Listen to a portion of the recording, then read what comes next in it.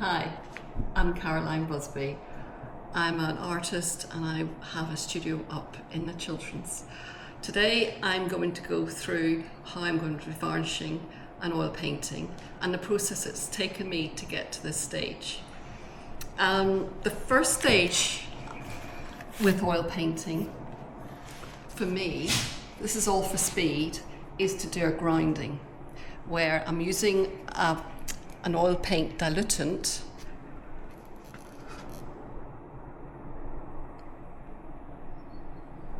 and with the oil paint, and I do a basic tonal painting using burnt umber. And this is another painting that I've got in the process that shows the principle. It's quite rough and it dries very quickly because the oil paint diluent allows for that. So the next stage, I will start building up the layers of paint, and for that I use a liquid light gel mixed in with the oil paint. Now I'm working on the principle of oil over fat over, what's this expression? Oil over mean light, well, something like that. And I do a quick tonal colour using the colours that I want to use with that. And from there I gradually build it up. It's nearly like a glaze principle. And then from that point, once that's all dried, it dries very quickly. You're talking about 2 days? This is the problem about oil paints, is that sometimes if you lay down the oil paint without it having been thinned first, it just takes too long to dry. And it being a commission piece, you want speed for it to dry.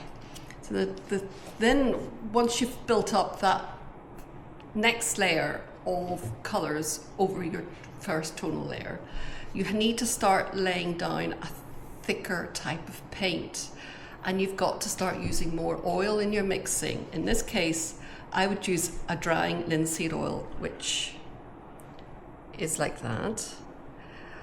And this allows me then to start laying, once again, thinning the paint down, but because it's more oil-based, it can stick better to the paint that's already down on the surface. It's all about making sure your paint surfaces don't crack as the time goes on. Being commission pieces, you don't want that happening to your paint. So once you've done that, then, and you're happy with your painting, you can go finally back in with touching up your darks, making your darks lighter, you're making your lights lighter, and you're building up, making your paint that bit thicker with the process, and still using your drying linseed oil. Once you're happy with everything, and it is dry, it's dry now. I've left this for just under a week, and it's all nice and dry. You can actually, if you look across at the painting, you can pick up the differences, where some of this is that first gel mixture, which I have not added anything more to those.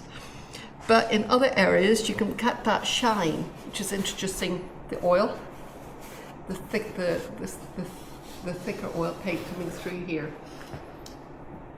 Now the fun bit, always the fun bit, is if you notice that how the darks are all now, because they're matte and they've been down for a few weeks, they start to matte out. They lose their definition. As soon as you start applying your varnish to it, this is when the magic starts, because it starts to lift up those lovely colours. There we go.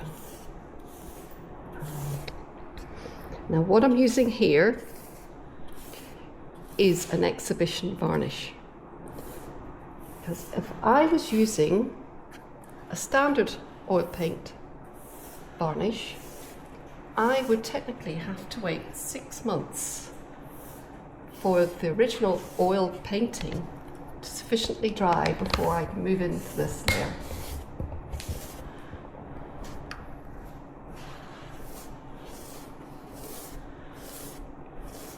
Now our darks are really beginning to sing. And we get this richness coming through.